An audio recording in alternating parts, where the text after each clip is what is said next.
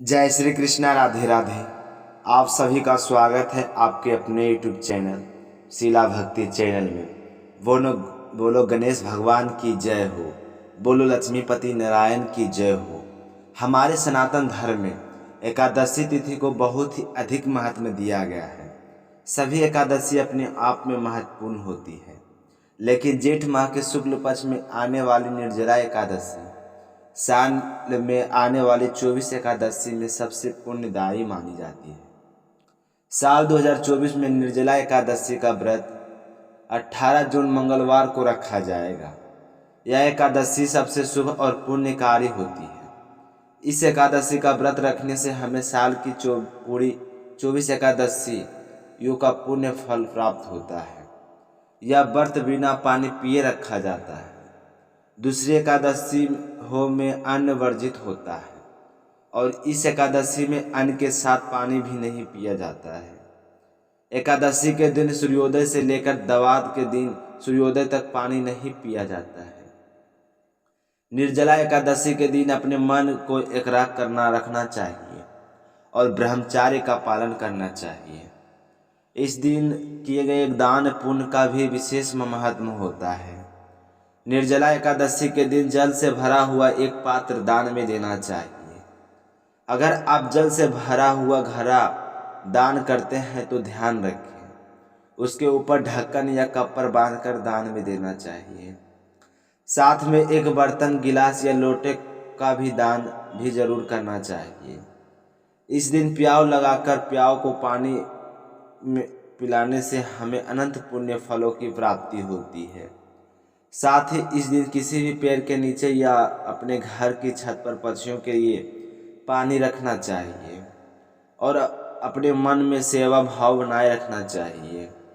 अपने मन में किसी के प्रति द्वेष, घृणा और क्रोध ना रखें। साथ ही इस दिन लालच, मोह, क्रोध जैसी बुरी आदतों को त्याग देना चाहिए। निर्जला एकादशी के दिन सुबह जल्दी उठकर स्नान दिन आदि के बाद में सूर्योदय को जल अर्पित जरूर करना चाहिए और व्रत का संकल्प लेना चाहिए। और साथ ही एकादशी का व्रत करना कथा जरूर सुननी चाहिए। एकादशी का प्राप्त करने से व्यक्ति को शुभ फलों की प्राप्ति होती है। कहा जाता है कि निर्जला एकादशी की व्रत कथा सुनने से व्यक्ति के भगवान के प्रति श्रद्धा भाव बढ़ जाता है। तो आज आप सुनेंगे परम पावन एकादशी की कथा जो वेद व्यास जी ने भीम को सुनाई थी। तो आप सभी से मेरा कहना है कि कथा को श्रद्धा भाव से पूरा सुनना और कथा शुरू करने से पहले कमेंट बॉक्स में जय हो विष्णु भगवान जी की अवश्य लिखना। अगर आप शीला भक्ति चैनल पर पहले बार आए हैं तो इस कथा को सुन रहे हैं तो इस चैनल को सब्सक्राइब जरूर करना। बोलो श्री हरि विष्णु के अनंत स्वरूपों की जय हो। एक बार भीमसेन जी व्यास जी से कहने लगे कि हे पितामह, भरता, युधिष्ठिर, माता कुंती, द्रौपदी, अर्जुन, नकुल और सहदेव आदि सब एकादशी का व्रत करने को कहते हैं, परंतु महाराज मैं उनसे कहता हूँ कि भगवान की शक्ति पूजा आदि तो कर सकता हूँ, दान भी दे सकता हूँ, परंतु भोजन के बिना नहीं रह सकता। तो इस पर व्यास जी कहने लगे कि हे भीमसेन, यदि तुम नरक को बुरा और स्वर्ग को अच्छा समझते हो तो प्रति मास के दोनों एकादशी हो को अनंत मत खाया करो। तो भीम कहने लगे कि हे पितामह, मैं यह तो पहले ही कह चुका हूँ कि मैं भूख को सहन नहीं कर सकता। यदि वर्ष भर में कोई एक ही व्रत हो तो मैं रख सकता हूँ, क्योंकि मेरे पेट में बकर नाम का वाली अग्नि है, सो मैं भोजन के बिना नहीं रह सकता। भोजन करने से वह शांत रहती है, इसलिए पूरा उपवास तो क्या, मैं एक समय भी भोजन के बिना नहीं रह सकता। यह मेरे लिए बहुत ही कठिन है। इसलिए आप मुझे कोई ऐसा व्रत बताइए जो वर्ष के केवल एक ही बार करना पड़े और मुझे स्वर्ग की प्राप्ति हो जाए।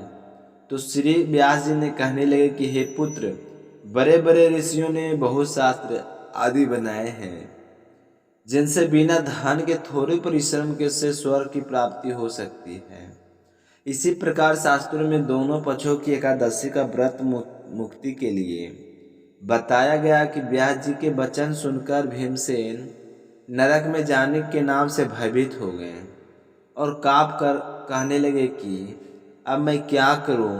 महीने में 2 व्रत तो मैं कभी नहीं कर सकता।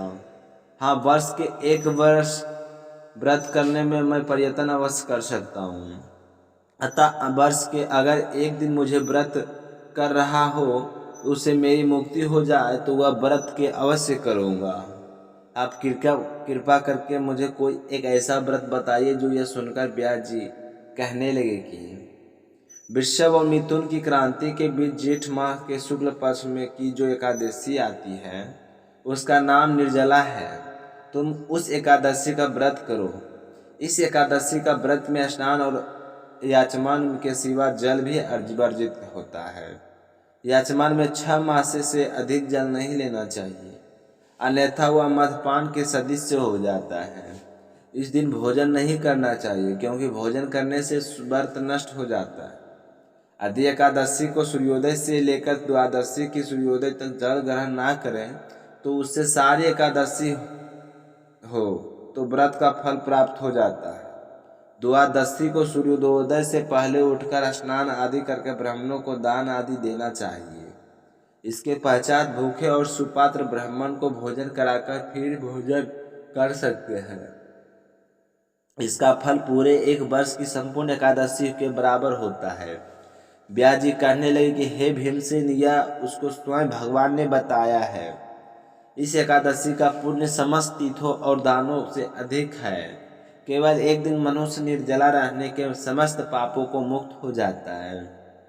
जो मनुष्य निर्जला एकादशी का व्रत करते हैं उनकी मृत्यु के समय यमदूत आकर नहीं रहते, बल्कि विष्णु भगवान के पार्षद उसे पुण्य विमान में बैठाकर स्वर्ग को ले जाते हैं। अतः संसार में सबसे श्रेष्ठ निज एकादशी का व्रत है, इसलिए इस यत्न को साथ इस व्रत को करना चाहिए। निर्जला एकादशी का व्रत करें तो इस दिन पूरा दिन मन ही मन ओम नमो भगवते वासुदेवाय मंत्र का उच्चारण करना चाहिए और गौ का दान करना चाहिए। इस प्रकार व्यास जी की आज्ञा अनुसार भीमसेन ने इस व्रत को किया। इसलिए एकादशी को भीमसेनी या पांडव एकादशी भी कहते हैं। निर्जला एकादशी का व्रत करने से पूर्व भगवान श्री हरि विष्णु से प्रार्थना का व्रत करने का पूर्व भगवान श्री हरि से प्रार्थना करनी चाहिए कि हे भगवान, आज मैं निर्जला व्रत कर रहा हूँ, दूसरे दिन भोजन करूँगा। मैं इस व्रत का पूरी श्रद्धा भाव पूर्वक करूँगा। फिर भी अगर कोई गलती हो जाए तो मुझे क्षमा करना। आपकी कृपा से मेरे सारे पापों नष्ट हो जाएं। इस दिन जल में भरकर हुआ घड़ा वस्त्र से ढककर सोने सहित दान करना चाहिए और दान करते समय कहना चाहिए कि संसार सागर से तैरने वाले देव ऋषि इस जल में गड्ढे में दान करने से आप मुझे परम गति को प्राप्त कराइए। इस तरह पूरी विविध और पूरी श्रद्धा से एकादशी के नियमों का पालन करते हुए जो मनुष्य इस व्रत को करते हैं उनको करोड़ों फल के सोने के दान का फल मिलता है। और जो इस दिन यज्ञ की आदि करते हैं उनका फल तो वर्णन भी नहीं किया जा सकता। उनका फल तो अत्यंत होता है। इस एकादशी के व्रत से मनुष्य विष्णु लोक को प्राप्त होता है।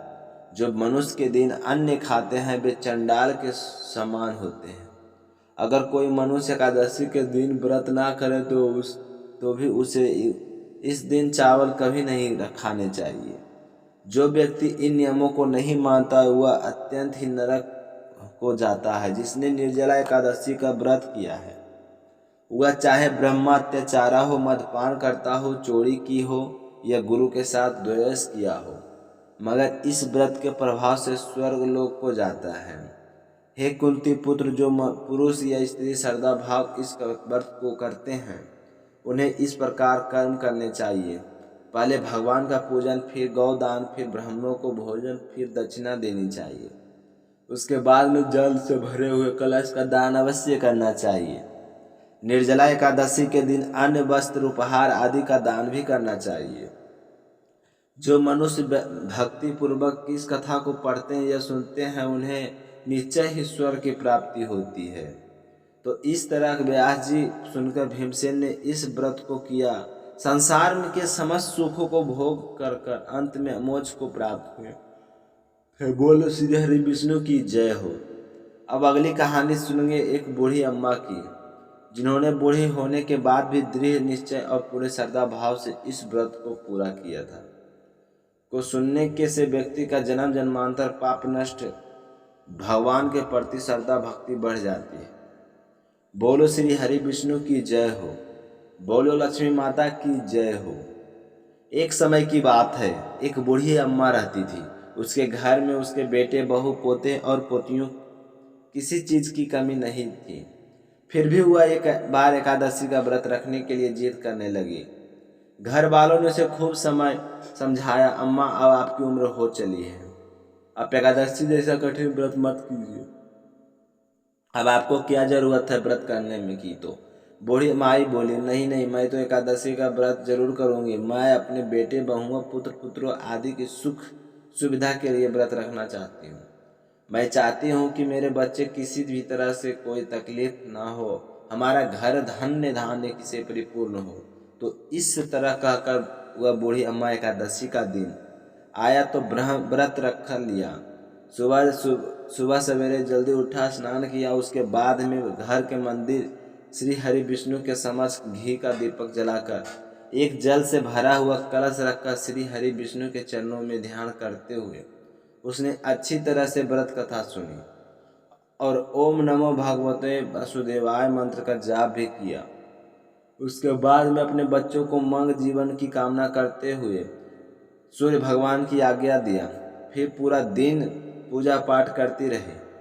पंडित जी के घर पर मिट्टी के मात्र जल से भरकर और ऋतु फलदान में दिया उन दोनों को बहुत ही गर्मी थी। गर्मी कारण बूढ़ी अम्मा को बहुत ही बेचैनी हो रही थी।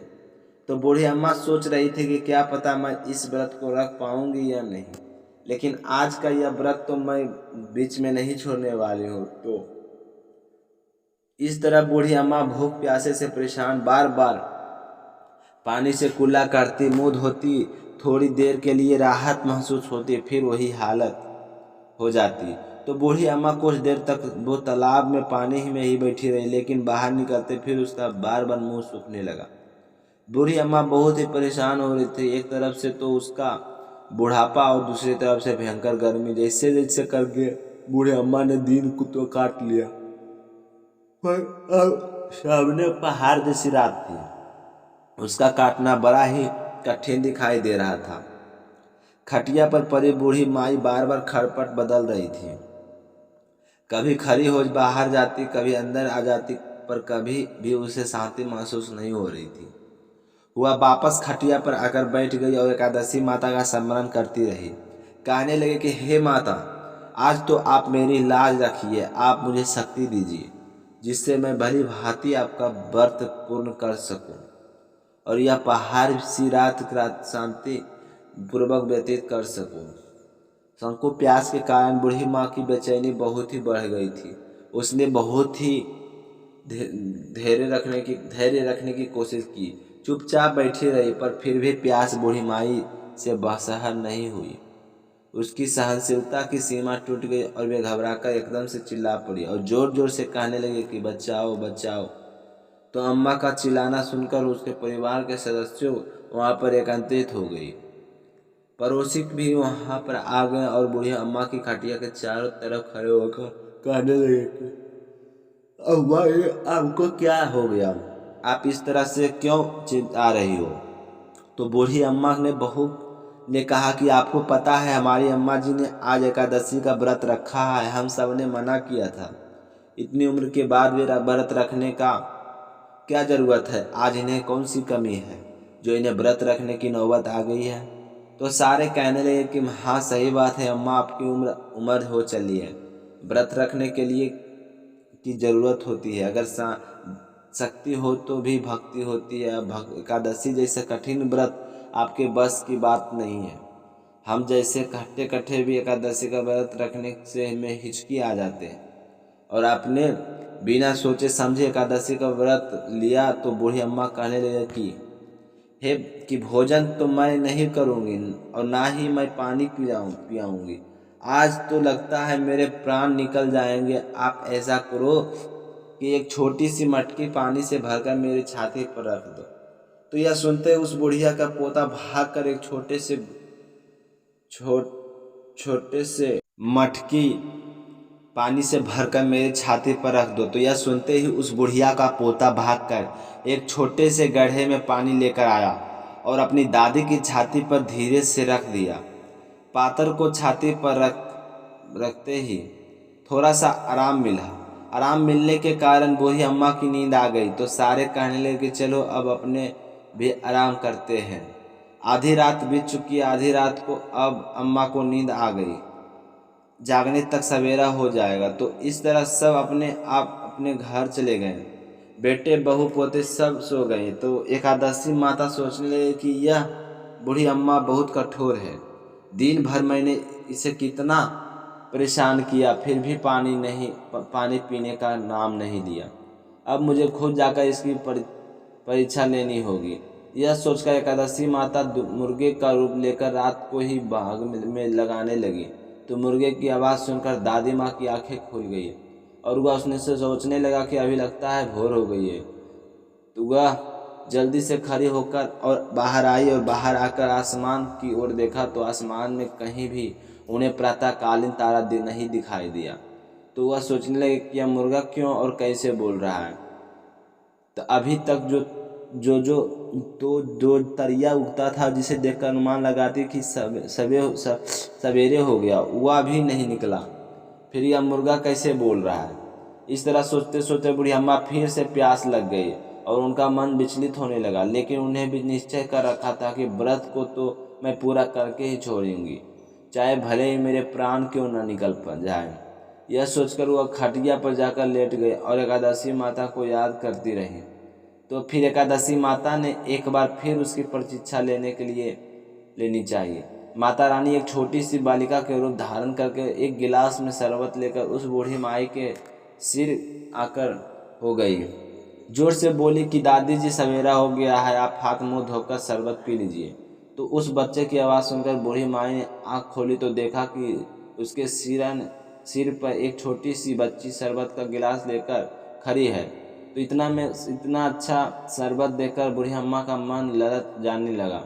लेकिन तभी उन्हें अचानक से याद आया कि आज तो मेरा एकादशी का व्रत है, मैं इस तरह का शरबत नहीं पी सकती। यह सोचकर उन्हें फिर से अपना आंखें बंद कर ली। तो थोड़ी ही देर में उन्हें ऐसे लगने लगा कि जैसे उन्हें किसी ने कुएं में पटक दिया है। वे बड़ी देर तक उस कुएं के हाथ पांव चला रही थी और मुंह से जोर जोर से भींच कर बंद कर रखा था, कहीं पानी की बूंद मुंह में ना चली जाए। इस तरह के अपनी दृढ़तापूर्वक व्रत का पालन करती रही। थोड़ी देर बाद में अचानक से अम्मा को लगता कि जैसे सामने आग जल गई है, जिससे मेरी भारी गर्मी आई है। प्यास के कारण प्राण निकल रहे, लेकिन बूढ़ी अम्मा ने फिर भी पानी नहीं पिया। वह चुपचाप बैठी रही। थोड़ी ही देर में बूढ़ी अम्मा ने देखा कि बाहर प्रकाश दिखाई दे रहा है। ऐसा लग रहा है जैसे सवेरा हो गया। अम्मा ने फिर बाहर को निकल कर देखा तो अम्मा समझ में आ गया कि सवेरा होने में अभी तक 3 घंटे बाकी है। जानकर वह शांतिपूर्वक इधर उधर घूमने लगी। तरह तरह की परीक्षा लेकर एकादशी माता को भी पता चल चुका था कि यह बूढ़ी अम्मा किसी भी प्रकार से अपने व्रत को नहीं तोड़ेगी। तो 11 माता की प्रसन्न होकर बूढ़ी अम्मा को आशीर्वाद दिया, जिसकी वजह से अम्मा के बचे हुए 2 घंटे बड़े ही सरलता पूर्वक हो गए। फिर सवेरा को गया और सवेरा होते ही बूढ़ी अम्मा ने स्नान किया और भगवान विष्णु जी का पूजा पाठ किया और एकादशी माता का व्रत कथा सुननी चाहिए। कथा सुनने के बाद ब्राह्मणों को दक्षिणा देकर भोजन कराया और उसके बाद में श्री हरि विष्णु और एकादशी माता का व्रत में हुई भूल चूक के लिए माफ़ी मांगी। उसके बाद जाकर जल ग्रहण किया और फिर अपने व्रत का पालन किया। तो अम्मा को एकादशी माता को उस श्रेष्ठ व्रत का इतना पुण्य फल प्राप्त हुआ कि बूढ़ी अम्मा की आयु में वृद्धि हो गई और उसका घर परिवार हरा भरा हो गया। घर में अब कोई भी ऐसा अभाव नहीं होता था। वह धन धन से परिपूर्ण थे और उनका घर हर तरह से सुख साधनों से संपन्न हो गया था। फिर वह इस लोक के सारे सुखों को भोग करती हुई अनंत में विष्णु धाम को गई। एकादशी माता जैसा फल आपने बुढ़िया को दिया वैसा सबको देना। जो भी जस इस व्रत रखता है, आपकी कथा सुने, उसकी सारे मनोकामना पूर्ण करना। फागुन का महीना भगवान श्री हरि कृष्ण, श्री हरि विष्णु और भोले शंकर को समर्पित है। तो आज अपने एक कथा सुने, भगवान भोले शंकर और श्री हरि भगवान श्री कृष्ण के बाल स्वरूपों को सुनेंगे, क्योंकि इस कथा को होलाष्टक के दिन में अवश्य सुनना चाहिए। बोलो शंकर की जय हो, बोलो कृष्ण कन्हैया की जय हो। एकादशी के दिन भगवान श्री हरि विष्णु के साथ साथ श्री कृष्ण की पूजा की जाती है। तो इस दिन बाके बिहारी ठाकुर जी, कृष्ण जी, इनके कोई भी स्वरूप की एक कथा हमें अवश्य सुननी चाहिए। तो आइए आज आप सुनेंगे कृष्ण जी की एक बहुत ही सुंदर कहानी। पौराणिक कथा के अनुसार भगवान श्री कृष्ण का एक परम भक्त था, उसका नाम था कुभन दास। कुभन दास एक बेटा था। बेटे के नाम रघुनंदन कुभन दास के पास भगवान श्री कृष्ण की एक फोटो हुआ करती थी, जिसमें वह बांसुरी बजा रहे थे। कुभन दास हमेशा उसकी पूजा में लीन रहते थे। वह अपने प्रभु को कभी भी कहीं नहीं छोड़ कर जाते थे। एक बार कुभन दास के लिए वृंदावन से भागवत कथा के लिए बुलाया गया। तो पहले ही कुभन दास ने उस भागवत में जाने से मना कर दिया, परंतु जब लोगों ने बहुत ज़्यादा आग्रह किया तो वह जाने के लिए तैयार हो गई। फिर उन्होंने सोचा कि भगवान श्री कृष्ण की पूजा कर ले देंगे तो उसे भोग कब लगाएंगे, वापस आते आते तो बहुत देरी हो जाएंगे। तो कुभन दास ने सोचा कि चलो मैं पहले पूजा कर देता हूँ और बाद में भोग कैसे लगा दूंगा या अपने बेटे को समझा दूंगा। इस तरह की उनकी पूजा को नियम भी नहीं टूटेगा और भागवत कथा की मैं जो सकूंगा। जो कुभन दास के भगवान श्री हरि कृष्ण की विविधित पूजा कर दी और भोग बनाकर तैयार कर दिया। फिर अपने बेटे रघुनंदन को बुलाकर समझाया कि बेटा, ठाकुर जी के लिए मैंने भोग बनाकर तैयार कर दिया है, तुम बस ठाकुर जी को भोग लगा देना और भागवत कथा मैं जा रहा हूँ, जल्दी ही लौट आऊँगा। इतना कहकर कुभन दास भागवत कथा में चले गए। तो पीछे से कुभन दास के बेटे भोग को थाली लाकर ठाकुर जी के सामने रखती है और उसे कहा कि आइए और भोग लगा। रघुनंदन बैठा बैठा मन में यह सोच रहा था कि ठाकुर जी आएंगे और अपने हाथों से खिलाएंगे, जैसे सारे मनुष्य खाते हैं, लेकिन ठाकुर जी तो नहीं आए। कुभन दास बेटे ने कई बार भगवान श्री हरि विष्णु से विनती की, आप आइए और भोग लगाइए। अगर आप भोग नहीं लगाते हैं तो मुझे बाबा आकर क्या कहेंगे कि एक काम करने के लिए बोला था, वह भी ढंग से नहीं किया। लेकिन श्री हरि कृष्ण तो फिर भी नहीं आए। वह भोजन उसको उसी प्रकार थाली में रखकर निराश हो गया और जोर जोर से रोने लगा। उसने रोते रोते भगवान श्री हरि कृष्ण से कहा कि भगवान आप आकर भोग लगाइए। उसकी पुकार सुनकर ठाकुर जी ने एक बार का रूप रखा और भोजन करने के लिए बैठ गए, जिसके बाद रघुनंदन के चेहरे पर भी मुस्कुराहट आ गई। जब कुभन दास भगवान वृंदावन से भागवत कथा करके वापस लौटा तो उसने अपने बेटे को प्रसाद के बारे में पूछा। तो रघुनंदन ने बताया कि पिताजी, ठाकुर जी तो सारा भोजन लिया है। तो कुभन दास ने मेरा सोचा, रघुनंदन अभी तक छोटा है, सारा प्रसाद खुद खा लिया करो होगा और डांट की वजह से झूठ बोल रहा है। तो अब मैं रोज कुभन दास भागवत के लिए जाते हैं और शाम को आते हैं तो सारा प्रसाद खत्म हो जाता है। और मैं रोज रोज यही ढंग देखकर कुभन दास को लगा कि उनका पुत्र कुछ ज़्यादा ही झूठ बोलने लगा है। लेकिन उनका पुत्र ऐसा क्यों कर रहा है, क्योंकि वह झूठ तो कभी बोलता नहीं है। तो कुभन दास ने एक दिन लड्डू बनाकर थाली में रख दिया और कह दिया कि बेटा, मैं तुम्हें जा रहा हूँ, तुम भोग लगा देना। तो रघुनंदन जी ने कहा कि बाबा भोग लगा दूंगा, आप जाइए। कुभन दास उस दिन कहीं नहीं गए और छिपकर बैठ गए और देखने लगे कि आज पता चल जाएगा कि क्या बात है।